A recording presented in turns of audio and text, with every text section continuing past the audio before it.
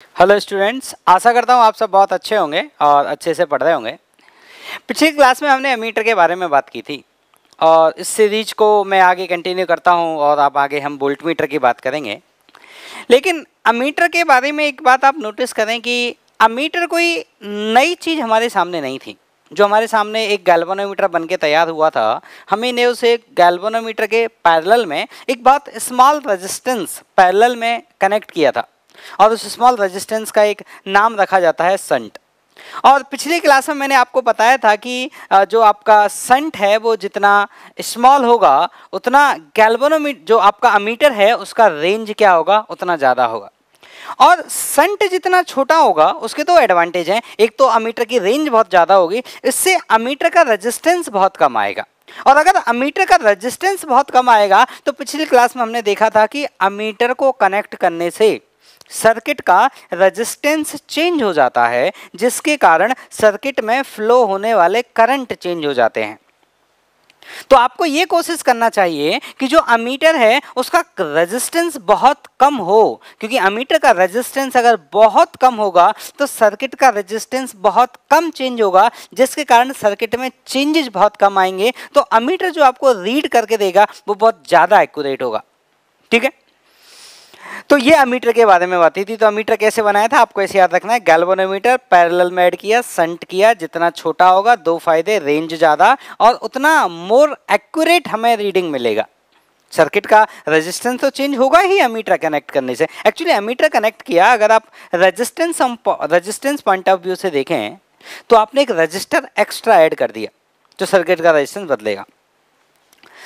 तो और हमने आइडियल अमीटर की बात की थी और आइडियल अमीटर के लिए हम रेजिस्टेंस को क्या मानते हैं, 0। तो for the ideal ammeter resistance is 0। और क्वेश्चन में अमीटर के बारे में कुछ नहीं बोला गया है तो आप उसको आइडियल अमीटर ही मानकर डील करेंगे। अब हमें जो आगे चलना है वो है वोल्ट मीटर। तो एक बार वोल्ट मीटर के बारे में और पढ़ते हैं। फिर इन दोनों के सवाल जनरली मिक्स सवाल होते हैं कि वोल्ट मीटर भी लगा दिया, अमीटर भी लगा दिया, तो बताइए क्या रीडिंग है वोल्ट मीटर का, क्या रीडिंग अमीटर का, या कई बार अमीटर का इतना है वोल्ट मीटर का कितना होगा, एंड सो ऑन। वो देखेंगे क्वेश्चन। पहले एक बार वोल्ट मीटर को समझ लेते हैं, तो देखिएगा ध्यान से।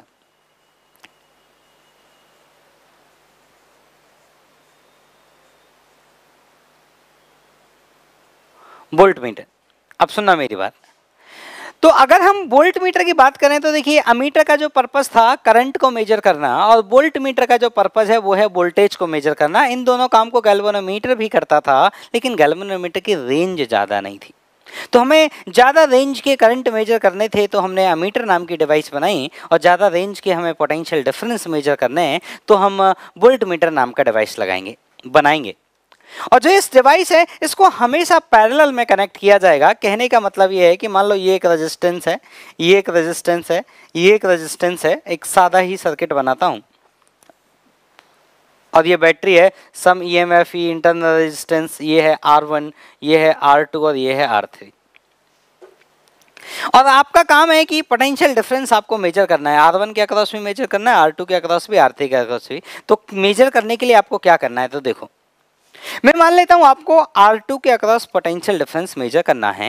इसका मतलब ये हुआ कि R2 का जो लेफ्ट वाला पॉइंट है और R2 का जो राइट वाला पॉइंट है, इन दोनों पॉइंट के बीच में जो पोटेंशियल होगा उस पोटेंशियल का डिफरेंस आपको मेजर करना है। ये हो जाएगा R2 के अक्रॉस पोटेंशियल डिफरेंस। अब आप क्या करिए, जो आपका वोल्ट मीटर है उसको यहां पे इस तरह से कनेक्ट कर दीजिए। तो वोल्ट मीटर को जो हम कनेक्ट करते हैं वो किस में कनेक्ट करते हैं, पैरेलल में। जिस भी डिवाइस के अक्रॉस हमें पोटेंशियल डिफरेंस मेजर करना है उस डिवाइस के पैरेलल में हम कनेक्ट करते हैं। किसको कनेक्ट करते हैं, वोल्ट मीटर को। तो आप ऐसे एक लाइन याद करेंगे इसके बारे में।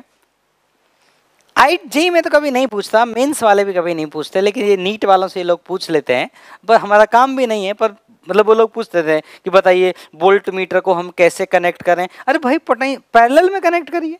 ठीक, तो कैसे मेजर करेंगे बेटा, मतलब कैसे कनेक्ट करेंगे। We will connect voltmeter in parallel. We will connect voltmeter in parallel, मतलब जो वोल्ट मीटर है उसे पैरेलल में हमें कनेक्ट करना होगा। ठीक, अब चलो ये तो वोल्ट मीटर की बात हो गई, कैसे इसका कनेक्शन किया जाएगा। मेन मुद्दा है कि ये इंस्ट्रूमेंट बनाया कैसे गया, क्या क्या गैल्वेनोमीटर में मॉडिफिकेशन किए गए, वो सारी बातें हमें डिस्कस करनी है। और इसका रेंज क्या होगा, और इसके बाद इसका जो स्केल होगा वो स्केल किस तरह से बनाया गया, वो सारी बातें मैं डिस्कस करता हूं। तो देखिए पहले इसका हम कंस्ट्रक्शन देखते हैं कि कैसे इसे बनाया गया। तो देखिएगा बेटा, इसको मैं हटा रहा हूं।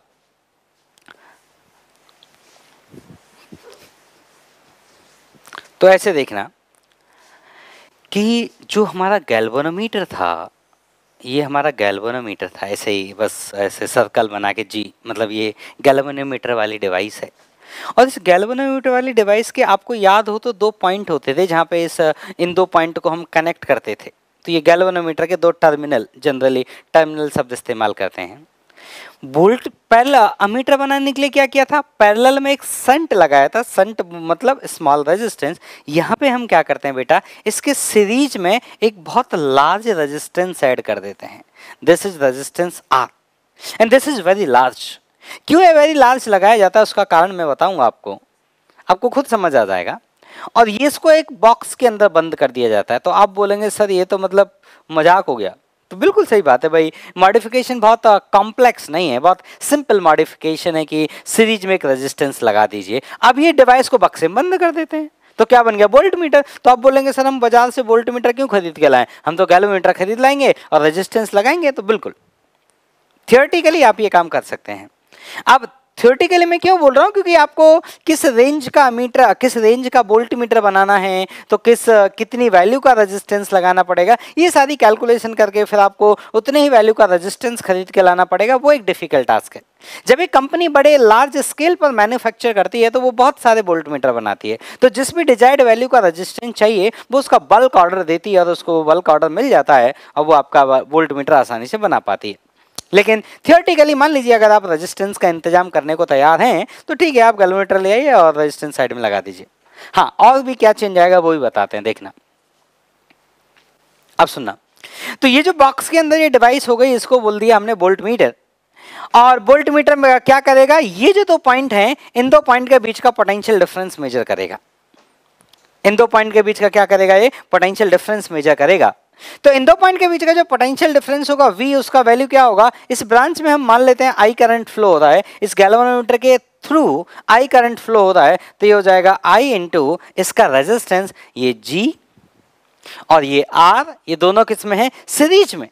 तो अगर ये दोनों सीरीज में है तो ये हो जाएगा मेरा कितना, G इंटू R। अब मैं बोलूं कि ये वोल्ट मीटर कितना मैक्सिमम वोल्टेज मेजर कर सकता है, तो आप देखिए इस V का जो मैक्सिमम वैल्यू है वो डिपेंड करता है इस स्मॉल I के ऊपर। ये स्मॉल I कितना हो सकता है, और स्मॉल I का ये कौन है, इसको हम चला IG लिखेंगे क्योंकि गैल्वेनोमीटर वाली ब्रांच का ये करंट है IG।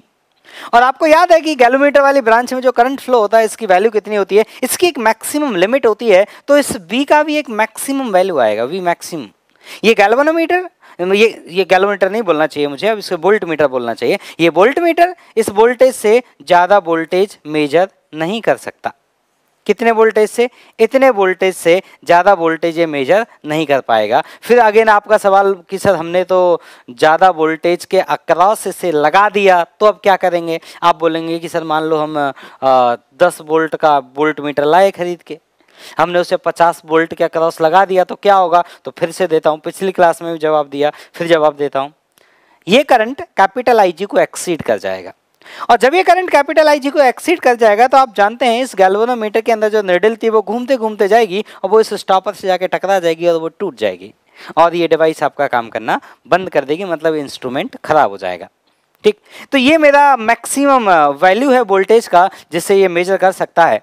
तो अगर मैं रेंज लिखूं, range of this voltmeter, अगर range of this voltmeter लिखा जाए तो देखिए क्या आएगा। Range of this voltmeter की अगर बात की जाए तो स्मॉल एस 0, भाई 0 क्या, उसको कहीं कनेक्ट ही मत करिए, या कनेक्ट कर दीजिए, 0 पोटेंशियल डिफरेंस है तो उसमें कोई करंट जाएगा ही नहीं, कोई करंट नहीं जाएगा तो निडल कितना दिखाएगी, 0। तो मिनिमम वो कितना मेजर कर सकता है, 0 मेजर कर सकता है, और मैक्सिमम कितना मेजर कर सकता है, capital IG into G plus R। ये वही मैथ्स में जो आप रेंज लिखते हो कि बड़ा ब्रैकेट यहां से लेके यहां तक, वही मैथ्स वाला स्टाइल में मैंने लिखा है। ठीक, अब आप यहां से खुद सोचिए कि अगर ये आर बहुत बड़ा हो जाए, बहुत बड़ा हो जाए, मतलब आर इस जी से भी बहुत बड़ा हो जाए, तो मुझे बताइए इस वाली वैल्यू को मैं क्या लिख सकता हूं। मैं यहां पे कंडीशन लगाता हूं, यहां पे कंडीशन में लगा रहा हूं कि इफ, चलिए यहीं लगा देते हैं, यहां लिखते हैं if capital R is very very very very large compare to capital G. Capital G कौन है? Resistance of the galvanometer. अब खुद बताइए आप, अगर आर बहुत ज्यादा हुआ जी से, तो इस आर में, इस हाथी में, इस चींटी को ऐड करने का कोई पॉइंट नहीं बनता। इसका मतलब जो आपका वी मैक्सिमम आएगा, उस वी मैक्सिमम को रफली आप क्या लिख सकते हो? आर इंटू आई जी। ठीक है ना? तो कई बार ऐसे, अगर कई बार ऐसे कोई बोल दे कि वोल्ट मीटर का जो रेंज है वो आर के डायरेक्टली प्रोपोर्शनल होता है, तो ये बात ऑलवेज ट्रू नहीं है। ये तब ट्रू है जब आप हायर रेंज की बात करेंगे, मतलब हायर रेंज के जो वोल्ट मीटर होंगे उनके लिए ट्रू है कि अगर जी बहुत छोटा हो जाए तो सीधा वी मैक्स आर पे डिपेंड कर जाएगा for the higher range only. और इस वाले केस में फिर हम क्या लिख देंगे इस रेंज को? If G is very very less compare to R, तो हम क्या लिख देंगे इस रेंज को? 0 से लेकर I G into capital R. This is the range of galvanometer. हाँ तो देखो बेटा, अब ये जो था हमारा, ये वोल्ट मीटर का रेंज था। अब अगर हम वोल्ट मीटर के रेजिस्टेंस की बात करें, कई बार हमें ऐसे बोल दिया जाता है कि रेजिस्टेंस ऑफ वोल्ट मीटर, तो रेजिस्टेंस ऑफ वोल्ट मीटर देखिए आपके लिए सबसे आसान चीज हो गई है। ये आर है जो हमने एक्सटर्नल रेजिस्टेंस ऐड किया, ये गैल्वेनोमीटर है जी। तो अगर इसका रेजिस्टेंस आर है, इसका रेजिस्टेंस जी है, और ये दोनों सीरीज में लगे हैं, और इस डिवाइस का नाम ही वोल्ट मीटर है, तो वोल्ट मीटर का रेजिस्टेंस कितना हो गया बेटा? R plus G. And same story, if R is very very large compare to G, तो अगर कोई वोल्ट मीटर के रेजिस्टेंस को सिर्फ आर बोलता है तो गलत नहीं होगा, लेकिन वो कब? जब आपका आर बहुत ज्यादा है जी से। ठीक है, अब इसको सब लोग लिख लो। अब यहां से आपको एक चीज नोटिस करनी है कि वहां पे देखिए जो संट हमने लगाया था वो जितना छोटा होता था उतनी ज्यादा रेंज होती थी, लेकिन यहाँ पे हमने सीरीज में रेजिस्टेंस लगाया था और ये जितना बड़ा होता है उतनी रेंज हमारी ज्यादा होती है। ये दोनों में एक फर्क आपको याद रखना है, लिखो।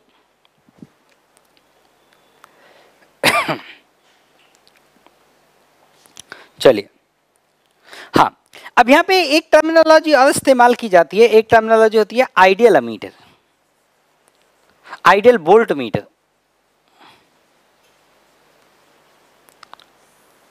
तो देखो आइडियल वोल्ट मीटर हम किसको कहते हैं? तो जिसका वोल्टेज, जिसका रेजिस्टेंस इनफाइनाइट होता है उसको हम बोलते हैं आइडियल वोल्ट मीटर। तो कभी भी सवाल में अगर वो आइडियल वोल्ट मीटर बोल दें, इसका मतलब है कि आपको वोल्ट मीटर का जो रेजिस्टेंस लेना है वो इनफाइनाइट लेना है। ठीक, आपको ये मत बोलना कि सर अगर इसका रेजिस्टेंस इनफाइनाइट आ गया तो इसमें करंट कैसे जाएगा। ये क्वेश्चन इज ट्रू, लेकिन हम क्या करते हैं, आप ये समझ लो ये रेजिस्टेंस बहुत ज्यादा है, बहुत ज्यादा है, मतलब हमारे सर्किट में जो रेजिस्टेंस इन्वॉल्व है, मान लो 10 ओम, 5 ओम, 50 ओम, किलो ओम, ये मान लो 1 लाख ओम, तो 1 लाख ओम और एक 10 किलो ओम, इन दोनों में बहुत फर्क है। ठीक है ना? तो इन दोनों में बहुत फर्क है, इसलिए इसके रेजिस्टेंस को आप लगभग इनफाइनाइट बोल सकते हो। तो फॉर द कैलकुलेशन पर्पस इसके रेजिस्टेंस को हम क्या यूज कर सकते हैं? इनफाइनाइट। तो ideal volt meter, infinite resistance. ठीक है, ओके। अब कोई ये बोले कि सर मान लो एग्जैक्ट इन्फिनिटी हमने कर दिया, तो देखो बेटा एग्जैक्ट इन्फिनिटी कर दिया तो गलत बात हो जाएगी। क्यों गलत बात हो जाएगी? क्योंकि इस ब्रांच में करंट नहीं जाएगा, और जब इस ब्रांच में करंट नहीं जाएगा तो गैल्वेनोमीटर की निडल डिफ्लेक्ट नहीं करेगी, और जब गैल्वेनोमीटर की निडल डिफ्लेक्ट ही नहीं करेगी तो इस स्मॉल आई जी का कोई वैल्यू नहीं होगा, तो इस वी का कोई वैल्यू नहीं होगा। ठीक, अब मैं आपको स्केल बनाना और सिखाता हूं कि स्केल कैसे बनाते हैं। देखिएगा, वोल्ट मीटर का स्केल बनाना दिखाता हूं। इसको हटा देते हैं, बस एक इस इक्वेशन से काम पड़ेगा हमारा। देखो बेटा, जब आपको गैल्वेनोमीटर मैंने सिखाया था तो गैल्वेनोमीटर मैंने क्या बोला था कि जो हमारे कॉइल होती हैं और उन कॉइल में जब करंट फ्लो होता है, गैल्वेनोमीटर की कॉइल की बात कर रहा हूं मैं, और जब मैग्नेटिक फील्ड उस पर टॉर्क लगाती है तो उस टॉर्क को बैलेंस करती है नीचे से टॉर्सनल स्प्रिंग, और टॉर्सनल स्प्रिंग उस टॉर्क को बैलेंस करती है। तब जाके हमने लिखा था, आपको याद होगा, B N A equal to sine theta, sorry B N A equal to C theta. ऐसा मैंने क्यों लिखा था इसके बारे में और डिटेल में हम बात करेंगे जब मैं अगला चैप्टर आपको पढ़ाऊंगा। तो हमने लिखा था V I N A and this is C theta. तो यहां से अगर आई की वैल्यू बात की जाए तो वो कितनी थी, C theta upon B N A. तो अगर आपको गैल्वेनोमीटर के स्केल को कन्वर्ट करना है वोल्ट मीटर के स्केल में, तो किस तरह से कन्वर्ट आप करेंगे वो आपको बताता हूं, सुनना। यहां पे देखो, तो V का वैल्यू क्या होगा, IG कितना आएगा आपका, C अपॉन बी एन ए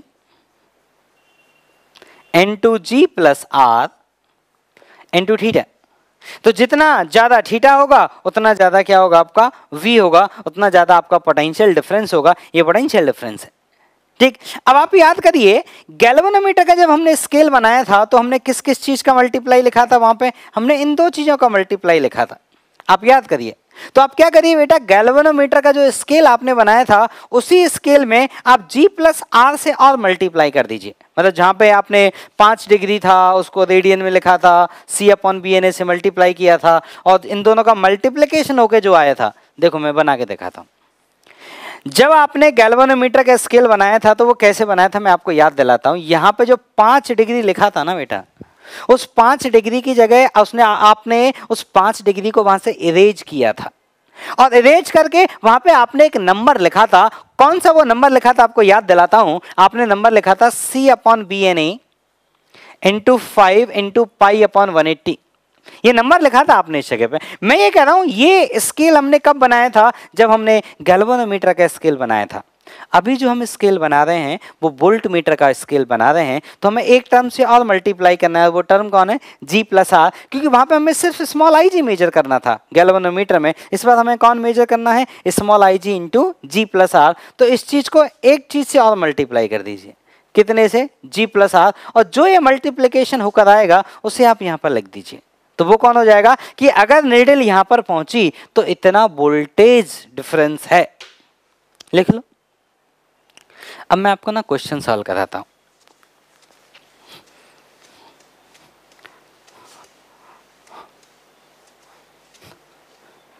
देखो बेटा, क्वेश्चन सॉल्व करते हैं। तो क्वेश्चन ये है कि एक बैटरी है 100 वोल्ट की, 100 वोल्ट की एक बैटरी है, और 200 ओम का एक रेजिस्टेंस है, 200 ओम, और एक 300 ओम का रेजिस्टेंस है। ध्यान से देखना क्वेश्चन को, ये क्वेश्चन कुछ सिखाएगा, ठीक। अगले बार हमने क्या किया, हमने एक वोल्ट मीटर लगाया इसी के अक्रॉस वोल्ट मीटर हमने लगाया। तो जब वोल्ट मीटर हम इसके क्रॉस लगा देंगे तो ये सर्किट कैसे बन जाएगा भाई, बैटरी तो उतनी रहेगी, बैटरी थोड़ी बदल जाएगी, ये रेजिस्टेंस भी नहीं बदलेगा, ये रेजिस्टेंस भी नहीं बदलेगा। बस फर्क इतना सा पड़ेगा, जब मैं यहाँ वोल्ट मीटर कनेक्ट करूंगा इसके पैरेलल में तो उस वोल्ट मीटर का भी अपना एक रेजिस्टेंस होगा। ये जो रेजिस्टेंस है वो है 200 ओम, ये जो रेजिस्टेंस है वो है आपका 300 ओम, और ये जो रेजिस्टेंस है इस वोल्ट मीटर का वो है 600 ओम। ये जो वोल्ट मीटर है उसका रेजिस्टेंस कितना है बेटा, 600 ओम। और हमसे क्वेश्चन पूछा है कि इस वोल्ट मीटर का रीडिंग बताइए। और एक क्वेश्चन है कि जब ये वोल्ट मीटर नहीं था, जब ये सिंपल ऐसा सर्किट था, तब इस 300 के अक्रॉस पोटेंशियल डिफरेंस क्या था। मेरे दो क्वेश्चन हैं, पहला 300 के अक्रॉस पोटेंशियल डिफरेंस जब ये वोल्ट मीटर नहीं था, दूसरा क्वेश्चन इस वोल्ट मीटर का रीडिंग। वोल्ट मीटर का रीडिंग मतलब वोल्ट मीटर हमने वहां लगा दिया है और उसका रीडिंग हमें जानना है, कैलकुलेट करो।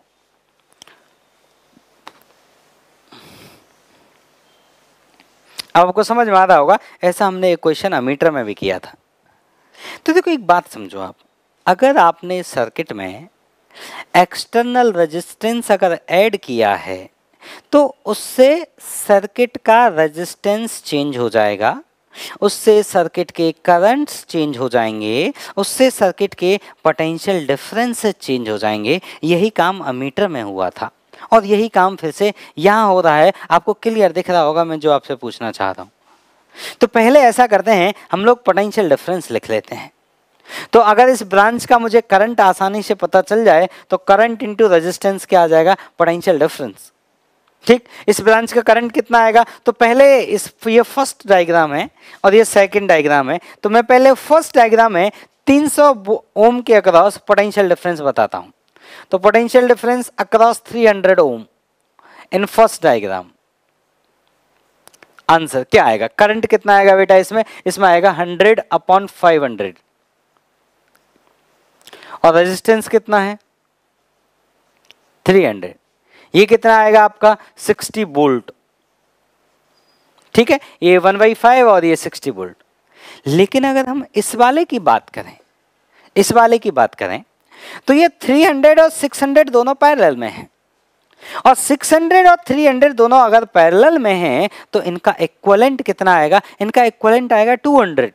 और जब इनका इक्विवेलेंट 200 आएगा तो ये भी अगर 200 है और ये भी अगर 200 है, यहां से यहां तक के बीच का रेजिस्टेंस, इन दो पॉइंट के बीच का रेजिस्टेंस 200 है, ये भी 200 है, इसका मतलब ये 100 वोल्ट दोनों का डिस्ट्रीब्यूट हो जाएगा। सीरीज में पोटेंशियल डिस्ट्रीब्यूट होता है और किसके रेशियो में डिस्ट्रीब्यूट होता है? रेजिस्टेंस के रेशियो में डिस्ट्रीब्यूट होता है। तो यहाँ पे जो पोटेंशियल डिफरेंस आएगा इन दो पॉइंट्स के अक्रॉस वो आ जाएगा कितना? 50 वोल्ट। तो मैं लिखता हूं यहाँ पे वोल्टेज और यहाँ लिखता हूं मैं रीडिंग जो आया वो आया 50 वोल्ट। मतलब ये वोल्टमीटर जो हमने कनेक्ट किया था, वो वोल्टमीटर हमने कनेक्ट इसलिए किया था कि हम इसके अक्रॉस जो पोटेंशियल डिफरेंस है 60 वोल्ट उसको मेजर कर पाएं। लेकिन दिक्कत हो गई क्या कि जैसे ही मैंने वोल्टमीटर कनेक्ट किया उससे मेरा सर्किट का करंट चेंज हो गया, क्योंकि सर्किट का रेजिस्टेंस चेंज हो गया। और अगर सर्किट का रेजिस्टेंस चेंज हो गया, सर्किट के करंट चेंज हो गए, तो पोटेंशियल डिफरेंस भी चेंज हो जाएंगे। V = IR, I changing, R changing, तो there is a probability, there is a chance कि पोटेंशियल डिफरेंस I × R भी चेंज होगा। तो यहां से यहां तक का जो पोटेंशियल डिफरेंस है वो भी चेंज हो गया। मतलब जिसको हम मेजर करना चाहते थे उसको तो हम मेजर कर ही नहीं पाए। तो वो एमीटर वाली बात है कि जिसको मेजर करना चाहते तो वो मेजर आप कर ही नहीं सकते। क्यों नहीं कर सकते? क्योंकि आप लगाओगे डिवाइस का होगा रेजिस्टेंस, उससे सर्किट का रेजिस्टेंस बदलेगा और उससे अगर सर्किट का रेजिस्टेंस बदलेगा तो उससे सर्किट के करंट चेंज होंगे और सर्किट के करंट चेंज होंगे तो पोटेंशियल डिफरेंस चेंज होंगे। इसलिए हमेशा यहाँ पे एरर आती है। Always there is error. ठीक है, आप सुनना। अब आप मेरी एक बात सोचो ध्यान से। अगर ये रेजिस्टेंस इनफाइनाइट होता, ये रेजिस्टेंस बहुत लार्ज होता, ये रेजिस्टेंस क्या होता? बहुत लार्ज होता। एक चीज आपको याद दिलाता हूं मैं, अगर आप भूल गए होंगे मैं याद दिलाता हूं आपको। मान लीजिए दो रजिस्टर का मुझे पैरेलल इक्विवेलेंट निकालना पड़े तो 1/R इक्विवेलेंट का फॉर्मूला होता है 1/R1 + 1/R2। अब यहां से मैंने एक बात बताई थी आपको कि जो बेटा ये R इक्विवेलेंट की वैल्यू होती है ना, ये उससे भी छोटी होती है जो सबसे छोटा होता है। मान लो R1 R2 में से कोई एक तो छोटा होगा, R1 और R2 दोनों में से कोई एक छोटा होगा। मैं मान लेता हूं R1 छोटा है, तो जो मेरा R इक्विवेलेंट आएगा ना ये R1 से भी छोटा आएगा। तो मैं यहाँ पे लिख रहा हूं कि if R1 is less than R2 then R equivalent will be less than R1। मतलब जो इक्विवेलेंट होता है वो छोटे रजिस्टर से भी छोटा आता है।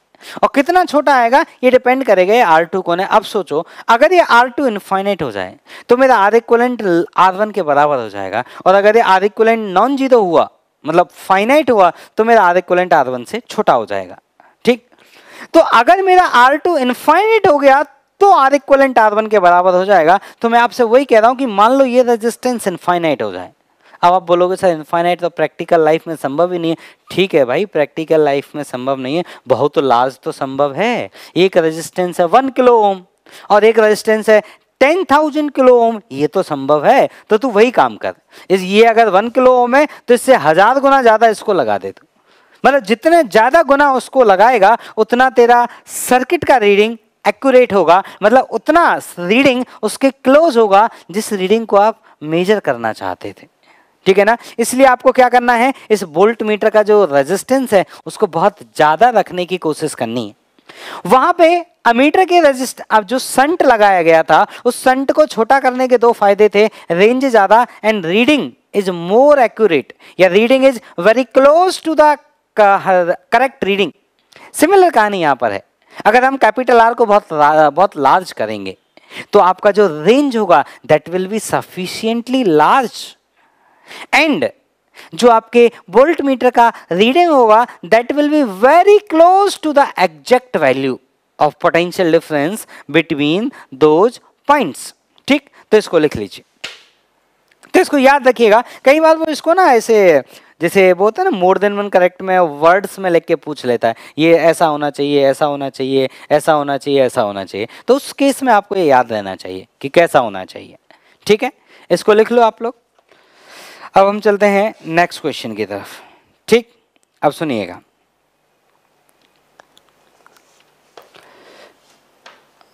तो इसको हटा दिया जाए। Okay,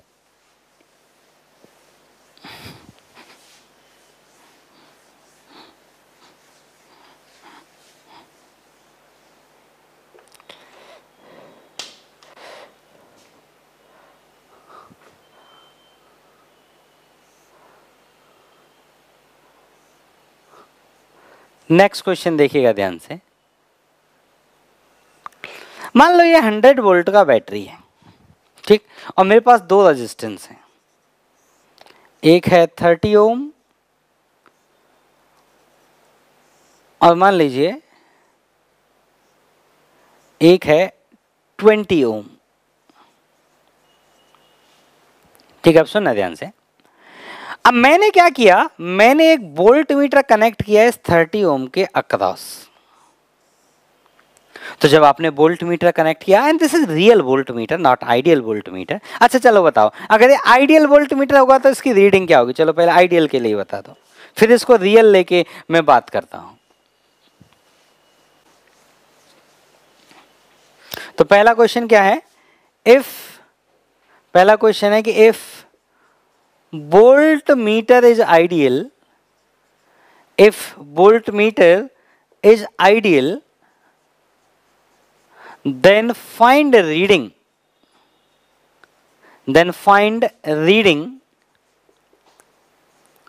of voltmeter। इसको सॉल्व करिए। तो देखो भाई, अगर वोल्ट मीटर आपका आइडियल है उसका मतलब उसका रेजिस्टेंस इनफाइनाइट है, तो आपको ऐसा मानना है कि अगर रेजिस्टेंस इनफाइनाइट है तो इधर कोई करंट नहीं जाएगा। ये बात 100% ट्रू नहीं है, इधर बहुत चींटी मीटी सा करंट जाएगा, लेकिन जाएगा जरूर, क्योंकि बिना करंट जाए तो गैल्वेनोमीटर की निडल में डिफ्लेक्शन आएगा ही नहीं, क्योंकि ना तो करंट फ्लो होगा, ना टॉर्क लगेगा, ना वो निडल घूमेगी। तो करंट तो जाएगा, लेकिन फॉर द कैलकुलेशन पर्पस हम ये बोल देते हैं कि कुछ नहीं जाएगा, जीरो जाएगा, बहुत चींटी मीटी जाएगा, लेकिन हम उसे क्या मान लेंगे? जीरो। तो मोर और लेस ऐसे बोलेंगे करंट ऐसे ही फ्लो होता होगा इस लूप में, ऐसे ऐसे ऐसे।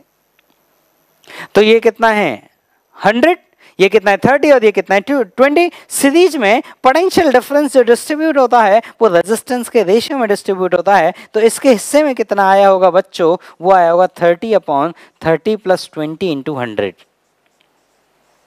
कितना आया बेटा? ये आया तेरा कितना 52, ये आया 60 वोल्ट। अब मेरा क्वेश्चन दूसरा था, ये क्वेश्चन नहीं था, मतलब जो मैं पूछना चाहता, पर चलिए ठीक है, एक बार आइडियल लेके बांध लेते हैं। अब मेरा क्वेश्चन ये है कि voltmeter is ideal and reading is, second question, volt meter is real and, मतलब पहला क्वेश्चन खत्म हुआ, पहले क्वेश्चन को उड़ा दें आप। अब दूसरा क्वेश्चन है कि voltmeter is real and reading is 50 volt.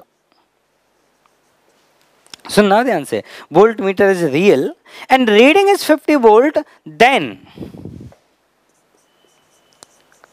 Find reading if it is connected across 20 ohm. मतलब आपको पहले सवाल में इंफॉर्मेशन दे दी उन्होंने कि ये रियल है और उसकी रीडिंग 50 वोल्ट के बराबर है। अब उन्होंने आपसे पूछा कि मान लो अगर इस वोल्ट मीटर को मैं इस 30 ओम के अक्रॉस से हटा दूं और इसे मैं 20 ओम के अक्रॉस कनेक्ट कर दूं, तो बताइए इसका रीडिंग क्या आएगा? सॉल्व करो। अब आप बोलेंगे सर वोल्ट मीटर का रेजिस्टेंस नहीं दिया, तो मैं बोलूंगा बेटा उस रेजिस्टेंस को कैलकुलेट करने का हिंट दिया है सवाल में। आप कैलकुलेट कर सकते हैं अगर आप चाहें तो, अगर आपको जरूरत फील होती है तो। ठीक है, अब मैं बताता हूं, देखो पहले इसको हटा देता हूं जिससे जगह हो जाए लिखने के लिए।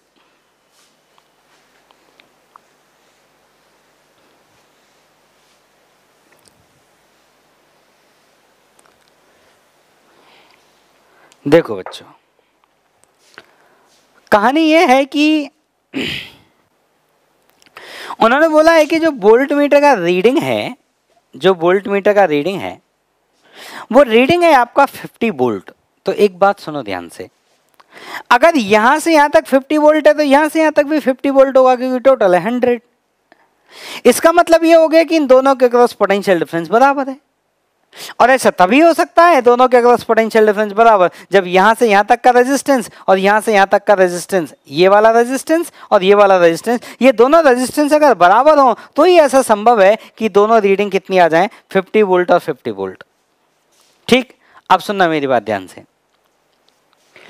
अब यहाँ का जो रेजिस्टेंस आएगा वो इसके रेजिस्टेंस के बराबर आना चाहिए। तो यहाँ पे वोल्ट मीटर 30 ओम किस में है, पैरेलल में है। तो यहाँ का रेजिस्टेंस आएगा RB into 30 upon RB plus 30 और ये वैल्यू 20 के बराबर आनी चाहिए। यहाँ पे आप इसको सॉल्व करिए, क्रॉस मल्टीप्लाई करिए, मुझे समझ में आ रहा है इस RB का वैल्यू कितना होना चाहिए। इस RB का जो वैल्यू है वो 60 ओम होना चाहिए।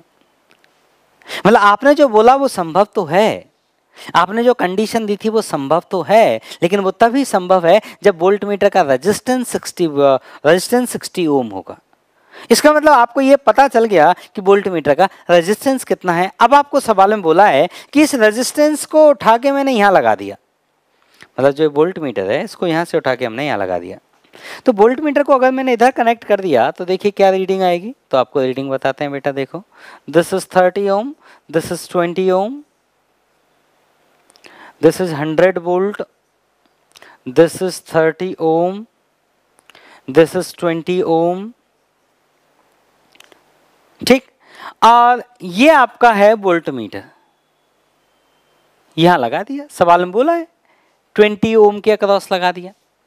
तो ये जो हमारा वोल्ट मीटर है, इस वोल्ट मीटर का जो रेजिस्टेंस है वो है 60 ओम। अब मुझे बताइए यहां पे 20 और 60 किस में हो गए, पैरेलल में। और अगर बेटा 20 और 60 पैरेलल में हो गए तो इन दो पॉइंट के बीच का जो रेजिस्टेंस आएगा, इन दो पॉइंट के बीच का जो रेजिस्टेंस आएगा वो कितना आएगा। तो देखिए वो लिख के दिखाते हैं। इन दो पॉइंट के बीच का रेजिस्टेंस आएगा वो आएगा 20 into 60 divided by 20 plus 60, because ये 20 और 60 आपस में किस में है, पैरेलल में है। तो ये कितना आएगा, ये आएगा 1200 डिवाइडेड बाई 80। तो कितना आया, यह है 120 बाई 8। तो अगर 8 से इसको डिवाइड लगाया जाए तो कितना जाएगा, ये 15 जाएगा शायद, 8 4 ओके 15 ओम। मतलब यहाँ का जो रेजिस्टेंस है वो कितना आ गया आपका, 15 ओम। अब आपको रीडिंग चाहिए, तो आप जानते हैं कि सीरीज में पोटेंशियल रेजिस्टेंस के रेशियो में बढ़ता है। तो यहाँ से का यहाँ का जो पोटेंशियल डिफरेंस आएगा वो आएगा 15 अपॉन 15 प्लस 30 इंटू 100। तो कितना आएगा, ये 1 2 1/3, ये आएगा आपका 100/3 वोल्ट। ठीक, मतलब जो आपको मेजर करना था एक्चुअली में इसके अक्रॉस पोटेंशियल डिफरेंस है कितना। आप इस वोल्ट मीटर को एक बार हटा के देखो, इसके अक्रॉस जो पोटेंशियल डिफरेंस है ना बेटा वो है 40 वोल्ट। लेकिन जब हमने वोल्ट मीटर लगा के मेजर किया तो ये वैल्यू लगभग कितनी आएगी बेटा, 33.33 वोल्ट। ठीक है, लिखो इसे, लिखो सब लोग।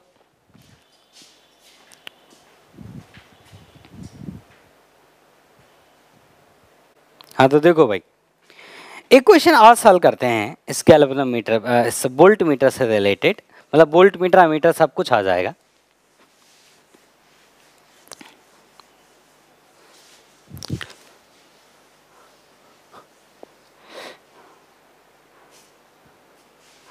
ठीक, तो देखिए आपको मैंने करंट सेंसिटिविटी के बारे में बताया था गैल्वेनोमीटर की। तो गैल्वेनोमीटर की जो करंट सेंसिटिविटी है उसी तरह से हम गैल्वेनोमीटर के लिए वोल्टेज सेंसिटिविटी का भी बात कर सकते हैं। करंट सेंसिटिविटी हमने किसको बोला था? Deflection per unit current is called current sensitivity. तो CS हमने क्या बोला था कि डिफ्लेक्शन पर यूनिट करंट, और गैल्वेनोमीटर से करंट फ्लो हो रहा था IG। तो deflection per unit current is called the current sensitivity. और वोल्टेज सेंसिटिविटी क्या होगी? Similarly deflection per unit voltage, deflection per unit voltage is called voltage sensitivity. ठीक है।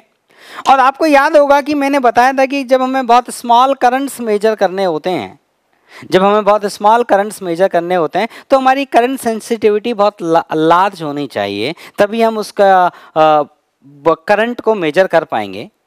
और सिमिलरली अगर हमें बहुत स्मॉल पोटेंशियल मेजर करने हैं तो हमारा वोल्टेज सेंसिटिविटी बहुत लार्ज होना चाहिए। आप ऐसे भी रिलेट करके देख सकते हैं, आप मतलब ऐसे रटने की जरूरत नहीं है। आपको अगर ये फॉर्मल डेफिनेशन भी याद रहे कि डिफ्लेक्शन पर यूनिट करंट और डिफ्लेक्शन पर यूनिट वोल्टेज, तो आप खुद सोच समझ सकते हैं कि अगर आपको कोई एंगल मेजर करना है तो वो एटलीस्ट 10-5 डिग्री होना चाहिए।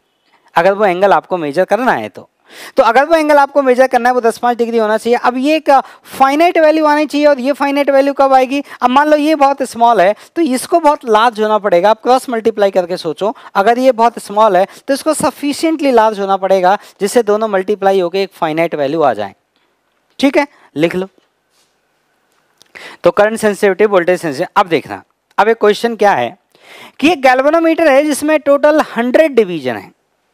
जो गैल्वेनोमीटर का स्केल है डिवाइडेड इनटू 100 इक्वल डिवीजन। तो मैं क्वेश्चन लिख देता हूं यहां पे। चलिए, एक गैल्वेनोमीटर, सब लोग लिख लो इस क्वेश्चन को। एक galvanometer with a scale, galvanometer with a scale divided into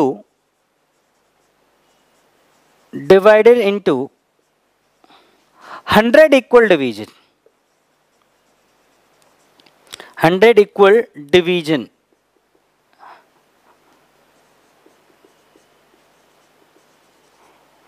ठीक है, तो वो कितने पार्ट्स में डिवाइडेड है? 100 पार्ट्स में उसका जो स्केल है वो इक्वली डिवाइडेड है। और इस गैल्वेनोमीटर के बारे में उन्होंने करंट सेंसिटिविटी की बात बताई है और वोल्टेज सेंसिटिविटी की बात बताई है। तो करंट सेंसिटिविटी जो है इसका वो दिया है उन्होंने 10 डिवीजन पर मिली एम्पियर, 10 डिवीजन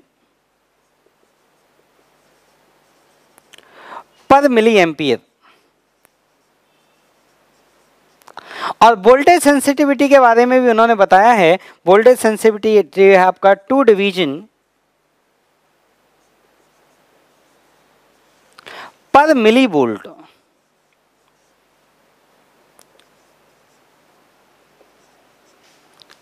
मतलब जो उसका करंट सेंसिटिविटी है और जो उसका वोल्टेज सेंसिटिविटी है वो आपको सवाल में उन्होंने बताया है।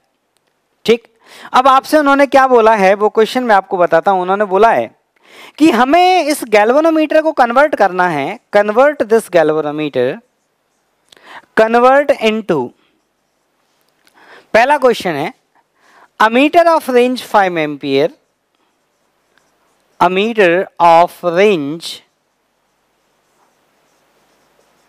5 एम्पियर। और दूसरा क्वेश्चन है volt meter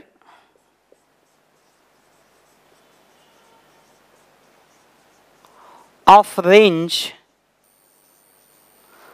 volt meter of range 100 volt. मतलब हमें 100 वोल्ट का अमीटर, वोल्ट मीटर बनाना है और 5 एम्पियर का हमें इसे अमीटर बनाना है। तो बताइए हमें क्या करना चाहिए। ठीक है, क्वेश्चन आपको समझ आया? अब मैं आपको क्वेश्चन समझाता हूं, देखिएगा। ठीक, इसको हटा देते हैं। अब पहले तो आप ये समझ लो कि जो उन्होंने दिया है उससे आप क्या क्या चीज लिख सकते हैं। उन्होंने लिखा है galvanometer with a scale divided into 100 equal division. उसने बोला है कि 10 डिवीजन पर मिली एम्पियर। मतलब जब इसके अंदर से 1 मिली एम्पियर करंट फ्लो होता है, कितना फ्लो होता है current? 1 milliampere current flow होता है, तो जिसका निडल है वो 10 डिवीजन रोटेट कर जाती है। तो मुझे बताइए उसको पूरा रोटेट करने के लिए कितना करंट की जरूरत पड़ेगी? तो देखो भाई, 10 डिवीजन रोटेट कर जाती है 1 मिली एम्पियर पे, तो 100 डिवीजन रोटेट कर जाएगी कितने पे, 10 मिली एम्पियर है। मतलब इस गैल्वेनोमीटर का जो मैक्सिमम वैल्यू है, इस गैल्वेनोमीटर के जो करंट का मैक्सिमम वैल्यू है, जिसको हमने कैपिटल आई जी लिखा था, वो कितना आ गया बेटा, 100/10। आंसर आ गया 10 मिली एम्पियर। ये इसका कैपिटल आई जी का वैल्यू है। और मैंने आपको बोला ना कैपिटल आई जी स्मॉल होते हैं, देखो स्मॉल है।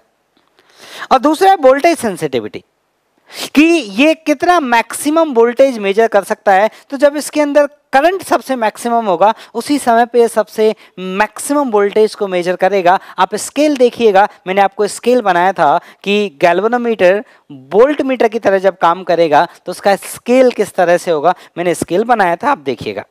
और वहां पे मैंने बताया था कि वोल्टेज मैक्सिमम कब आएगा, जब डिफ्लेक्शन मैक्सिमम आएगा। करंट मैक्सिमम कब आएगा, जब डिफ्लेक्शन मैक्सिमम आएगा।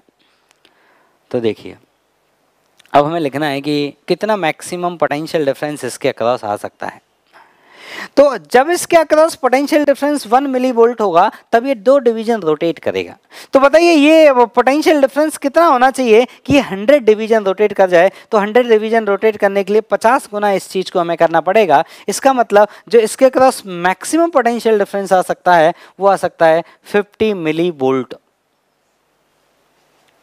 अब सवाल आता है कि इस गैल्वेनोमीटर का रेजिस्टेंस कितना है। तो इस गैल्वेनोमीटर के रेजिस्टेंस की अगर हम बात करें कैपिटल जी, तो वो कितना आएगा, रेजिस्टेंस कितना होता है, V इक्वल टू होता है आई आर। तो आर कितना होगा, V अपॉन आई। तो ये आएगा 50/10, ये कितना आएगा 5 ओम।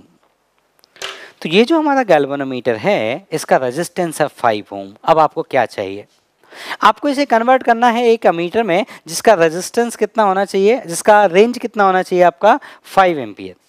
अब देखो आप देखो, जैसे फॉर्मूला याद रखना बहुत ज़रूरी है।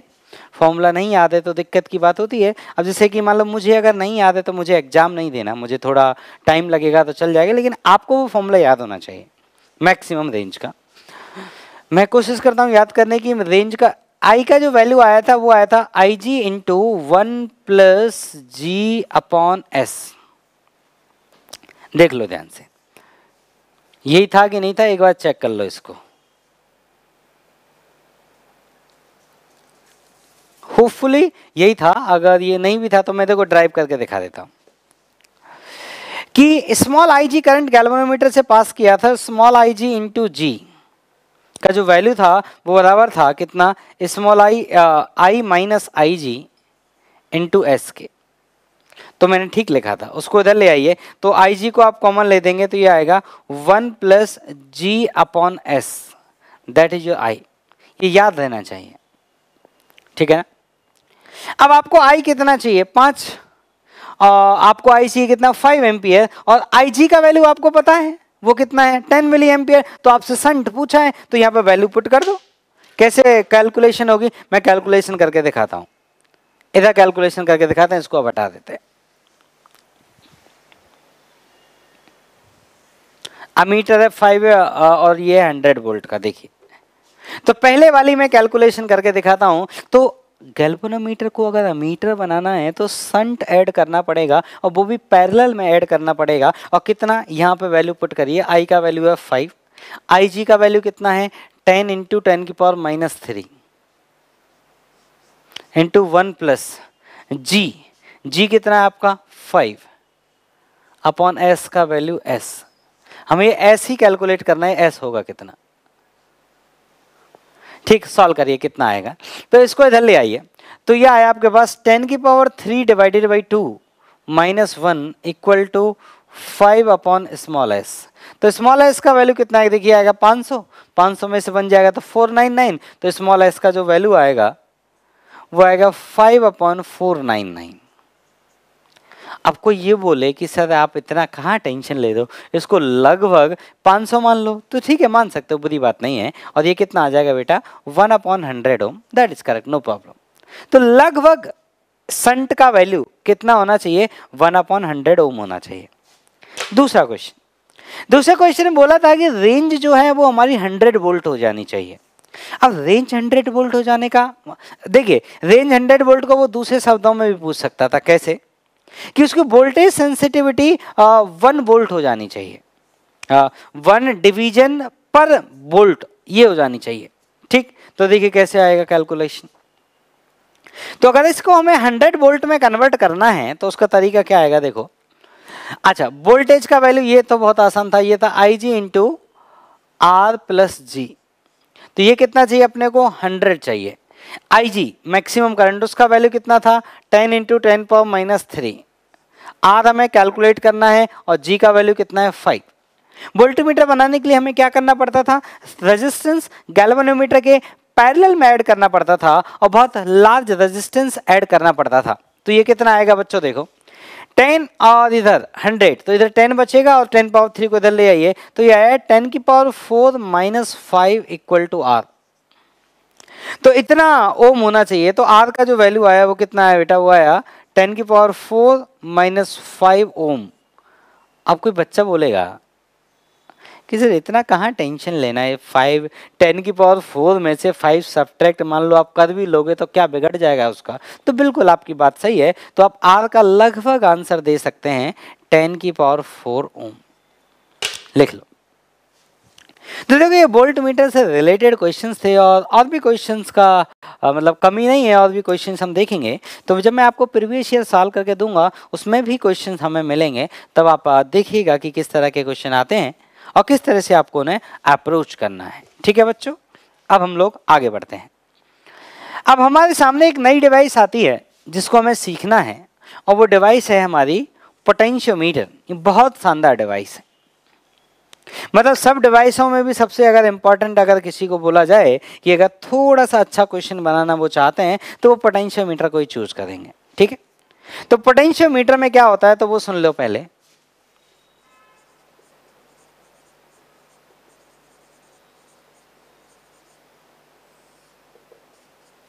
पोटेंशियोमीटर में देख लो क्या होता है।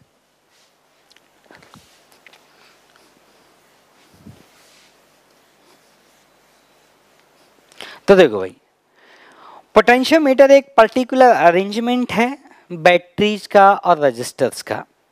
किस तरह का वो अरेंजमेंट है वो मैं आपको बताऊंगा, लेकिन जो अरेंजमेंट मैं आपके सामने बना के दूंगा उस अरेंजमेंट को दो पार्ट्स में ब्रेक किया जाता है। एक पार्ट को बोला जाता है प्राइमरी सर्किट और दूसरे पार्ट्स को बोला जाता है सेकेंडरी सर्किट।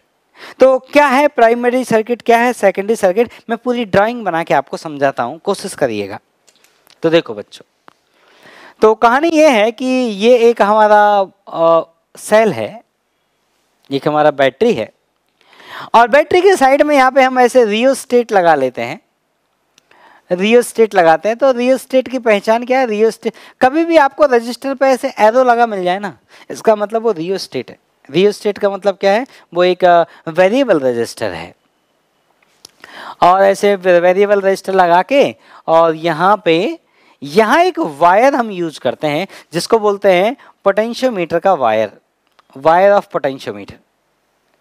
ये वायर यूज होता है। इस वायर की कुछ कुछ प्रॉपर्टी होती हैं, वो प्रॉपर्टी मैं बताऊंगा क्या क्या होती हैं।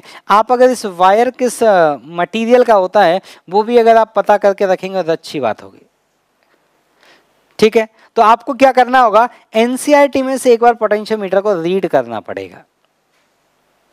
ठीक है बच्चों, एक बार रीड करना। देखिए मैं भी बता सकता हूं, लेकिन जब बच्चा खुद से रीड करता है ना तो उसके दिमाग में वो चीज ज्यादा अच्छे से बैठती है। ठीक है ना, तो मैं यहाँ पे वर्किंग समझाऊंगा आपको, फिर आपको एक बार रीड करना पड़ेगा। ठीक है ना, तो वर्किंग सुनिए पहले इसका। तो ये पोटेंशियोमीटर का वायर होता है और सबसे पूरा खेल जो है वो इस वायर का ही खेल है इस पूरे सर्किट में। और ये जो सर्किट बनके तैयार हुआ इसको बोलते हैं हम प्राइमरी सर्किट, और इसके नीचे भी सर्किट बनाया जाता है जिसको बोलते हैं सेकेंडरी सर्किट। तो ये जो हमारा पोटेंशियोमीटर का जो वायर होता है, इस वायर की कुछ प्रॉपर्टी होती हैं। क्या, इसका जो रेजिस्टेंस है वो टेम्परेचर पे बहुत ज्यादा वेरी नहीं करना चाहिए। तो आपको याद है रेजिस्टेंस में हमने एक फॉर्मूला देखा था, R at temperature T that equal to R at temperature 0 equal to 1 plus alpha into T। अरे R equal to R0 1 plus alpha delta T, वही तो है यार, रेफरेंस मैंने 0 ले लिया। अब यहाँ पे जो अल्फा होता था ये है आपका thermal expansion coefficient for this resistance R। तो जो ये अल्फा है ना, ये अल्फा बहुत लो होना चाहिए, अल्फा वेरी लो, क्योंकि अल्फा बहुत लो होगा तो इसका जो रेजिस्टेंस है वो समय के साथ बदलेगा नहीं। फॉर द सिंपलिसिटी इसका जो वायर है वो एक सिलेंड्रिकल शेप का होना चाहिए फॉर द सिंपलिसिटी। अगर वो सिलेंड्रिकल शेप का नहीं होगा तो ऐसा नहीं है कि वो पोटेंशियोमीटर वर्क नहीं करेगा, करेगा, लेकिन उसको एनालाइज करना थोड़ा टफ होता है। तो for the simplicity this wire should be cylindrical in the shape. तो वायर कैसा होना चाहिए? शेप ऑफ वायर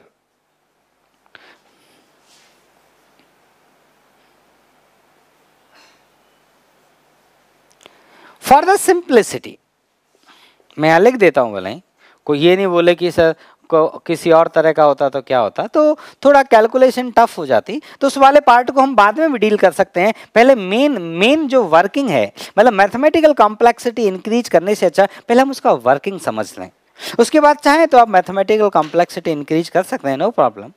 लेकिन पहले ये समझ तो लीजिए कि वो डिवाइस करती क्या है। तो देखो भाई, और ये जो वायर होता है अगर ये सिलेंड्रिकल शेप का होता है, इसकी यूनिफॉर्म रेजिस्टिविटी होनी चाहिए। अगेन सेम कहानी, कोई बोलेगा सर कि मान लो रेजिस्टिविटी वेरी करती है तो क्या होगा, तो मैथमेटिकल कॉम्प्लेक्सिटी बढ़ेगा और कुछ नहीं होगा। तो आपको मैथमेटिकल कॉम्प्लेक्सिटी बढ़ानी है तो बढ़ा लो। तो मेरे हिसाब से पहले आपको उसका फिजिक्स का वर्किंग सीख लेना चाहिए कि उसे हम क्यों यूज करते हैं, और उसके बाद फिर आप उसमें कॉम्प्लेक्सिटी बढ़ा बढ़ा के एनालाइज कर सकते हैं। तो होता क्या है कि ये हमारा, इसको हम बोलते हैं ड्राइवर सेल या प्राइमरी सेल। इसको क्या बोलते हैं बेटा? ड्राइवर सेल या प्राइमरी सेल। और इस सर्किट को बोलते हैं हम लोग प्राइमरी सर्किट।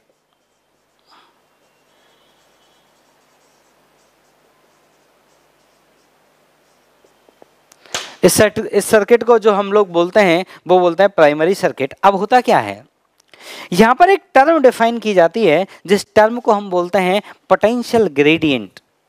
एक टर्म यहां पे डिफाइन की जाती है, उस टर्म का नाम क्या होता है? हाँ, ये जो वायर होता है ना, इस वायर का एक लेंथ लिया जाता है सफिशिएंटली, हम लार्ज लेंथ ले लेते हैं, बहुत छोटा नहीं लेते हैं, और ऐसा भी नहीं है कि सिर्फ 10-5 किलोमीटर लंबा ले लिया, एक सफिशिएंटली लार्ज। अगर आप जनरली देखेंगे तो 1 मीटर से लेके 10 मीटर के बीच में ये रेंज को पब्लिक जनरली रखती है, जनरली, ठीक है ना, 1 मीटर से 10 मीटर के बीच में।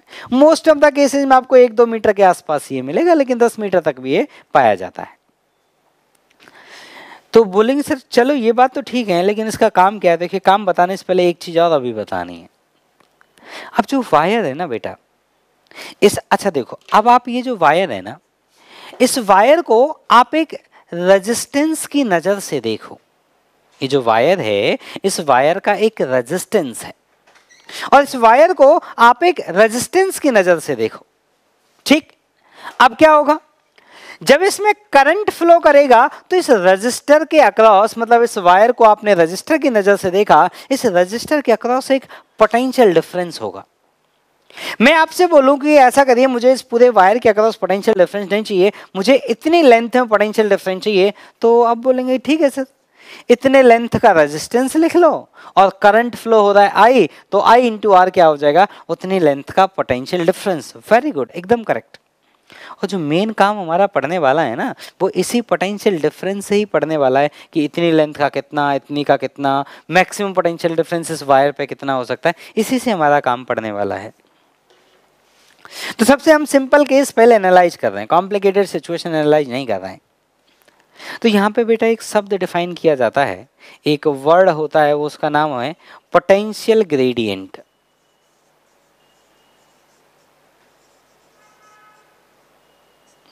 क्या नाम है शब्द का? Potential gradient. अब सवाल उठता है कि पोटेंशियल ग्रेडियंट कहते किसको हैं? तो पोटेंशियल ड्रॉप पर यूनिट लेंथ।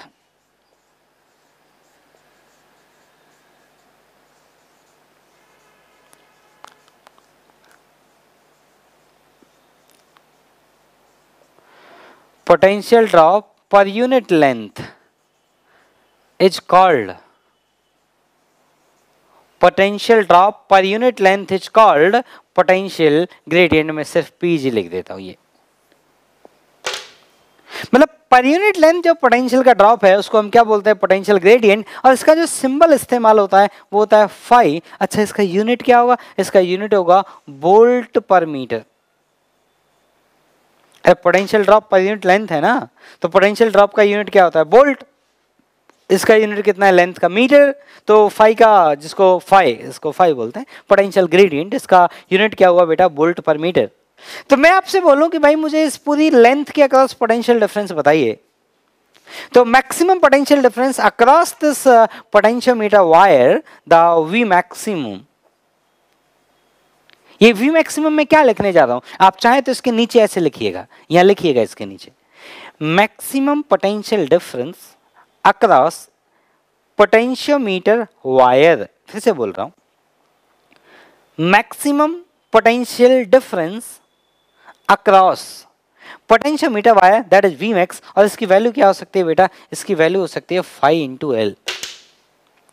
हाँ, अगर ये फाई वेरिएबल हुआ तो ये जो मैंने केस लिए हैं, इन्हें वाले केसेस में फाई वेरिएबल नहीं आएगा, लेकिन अगर ये बेटा फाई वेरिएबल हुआ तो फिर हमें क्या करना पड़ेगा बेटा? हमें फाई इंटू डी एल लिख के और उसे इंटीग्रेट करना पड़ेगा।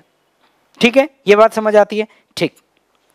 तो आप क्या करें थे कि वो कॉम्प्लिकेटेड वाला पार्ट है वो एडवांस में ही आता है, अगर आया तो मेंस में तो कभी नहीं आता है। तो पहले मैं बोलूंगा आप एक आसान चीज सीखिए, फिर बाद में कॉम्प्लेक्सिटी इंट्रोड्यूस करिए। सीधा ओलंपिक दौड़ोगे नहीं दौड़ पाओगे, तो धीमे धीमे। अब सुनना मेरी बात। अब ये हो गया आपका पोटेंशियल ड्रॉप पर यूनिट लेंथ। तो पहले मैं आपसे एक क्वेश्चन पूछता हूं और फिर हम लोग आगे बढ़ेंगे। पहले मैं आपसे ये एक बार पोटेंशियल ड्रॉप पर यूनिट लेंथ का कैलकुलेशन करा लेता हूं, ठीक है? फिर आपसे हम आगे बात करेंगे। तो इसको पहले हटा देते हैं। तो एक क्वेश्चन लेते हैं, इसको लिख लीजिए आप सभी लोग। एक क्वेश्चन लेते हैं तब के लिए। तो देखो,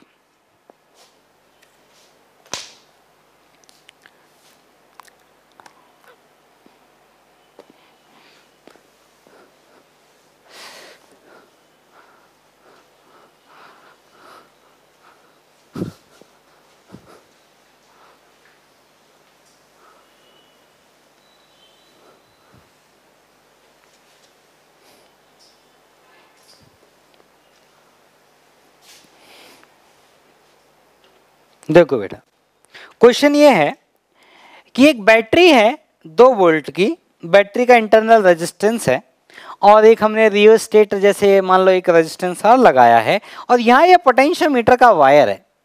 that bottom one is the potentiometer wire, that bottom one is the potentiometer wire, ठीक। और बैटरी का जो वोल्टेज है that is 2 volt and that resistance is 1 ohm, that resistance is 20 ohm and that length of the wire is 10 meter and this resistance is also 10 ohm। ये किसका resistance है? 10 ohm। ये इस वायर का, this is the potentiometer wire. अच्छा, मैं आपसे ये पूछूं, इस पोटेंशियोमीटर वायर में करंट कैसे फ्लो होगा था? बोले सर ऐसे कौन बड़ी बात है, ये बैटरी ऐसे करंट आएगा, ऐसे जाएगा। तो इसमें अगर मैं यहाँ पे एक सेगमेंट कंसीडर करता हूं, ये एक सेगमेंट मैंने कंसीडर किया, तो बताइए सेगमेंट के कौन से साइड में हाई पोटेंशियल होगा? फिर वही वाली बच्चों वाली बात, ये रेजिस्टेंस आर है और रेजिस्टेंस में हाई टू लो फ्लो होता है, तो ये होगा हाई और ये होगा लो। मतलब राइट साइड में जो पोटेंशियल होंगे वो कम होंगे और जो लेफ्ट साइड में पोटेंशियल होंगे वो क्या होंगे? ज्यादा होंगे। तो मेरा क्वेश्चन है, पहला क्वेश्चन है कि पहला क्वेश्चन है current in the primary cell, primary circuit, current in primary circuit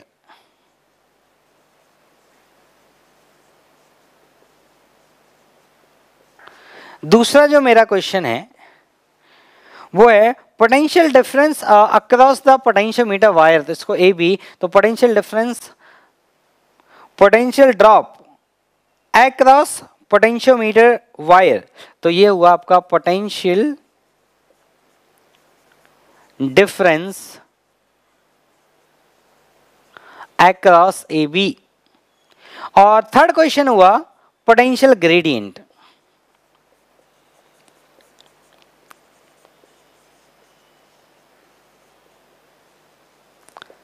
तो इन 3 चीज का आपको आंसर देना है, ठीक है? तो देखिए मैं फटाफट बता देता हूं। तो सर्किट का आपको करंट लिखना है, 20 ओम है और ये कितना है? 10, 30 ओम, 30 ओम और ये कितना हुआ? 31 ओम। तो प्राइमरी सर्किट में जो करंट का वैल्यू आ जाएगा वो आ जाएगा 2/31 एम्पियर। फिर मुझे इस वायर के अक्रॉस पोटेंशियल डिफरेंस चाहिए, तो वायर का रेजिस्टेंस कितना है 10 ओम, ये फर्स्ट का आंसर हुआ। सेकंड का आंसर पोटेंशियल डिफरेंस V का वैल्यू आएगा I इंटू आर, आई का वैल्यू कितना है 2/31 और रेजिस्टेंस कितना है 10, तो आंसर आएगा 20/31 वोल्ट। और अगर पोटेंशियल ड्रॉप पर यूनिट लेंथ लिखना पड़े और ये लेंथ कितनी है बेटा 10 मीटर, तो third potential gradient potential drop पर यूनिट लेंथ उसका आंसर आएगा, तो आप इसमें क्या करिए 10 का डिवाइड लगा दीजिए, तो पोटेंशियल ग्रेडियंट आएगा आपका अगेन 2/31 वोल्ट पर मीटर। ठीक, तो इसको लिख लो। ठीक, तो ठीक है बेटा, इसको पढ़िए समझिए। अगली क्लास में मैं ये चालू करूंगा कि इस पोटेंशियोमीटर वायर के एप्लीकेशन क्या होते हैं। इसके बाद दो अच्छे एप्लीकेशन होते हैं। एक होता है कि बैटरी का इंटरनल रेजिस्टेंस पता करना। बैटरी के इंटरनल रेजिस्टेंस को आप कैसे पता करेंगे, सोचिए, वो बैटरी के अंदर आयंस के फ्लो के कारण है। तो ये पोटेंशियोमीटर हमें उस अंदर के बैटरी के इंटरनल रेजिस्टेंस की कैलकुलेशन को अलाउ करता है। और दूसरा बहुत बड़ा क्वेश्चन, किसी भी बैटरी का ईएमएफ कैसे मेजर करोगे। आप जरा सोचिएगा, मैं अगली क्लास में आपसे बात करूंगा कि किसी बैटरी का ईएमएफ आपको 100% एक्यूरेसी से मेजर करना है, तो क्या आपके पास कोई तरीका है कि आप 100% एक्यूरेट मेजर कर पाए। आप सोच के रखिएगा, potentiometer is the only way to measure the EMF by 100% accuracy. ठीक है बेटा, तो चलिए फिर मिलते हैं आपसे नेक्स्ट क्लास में।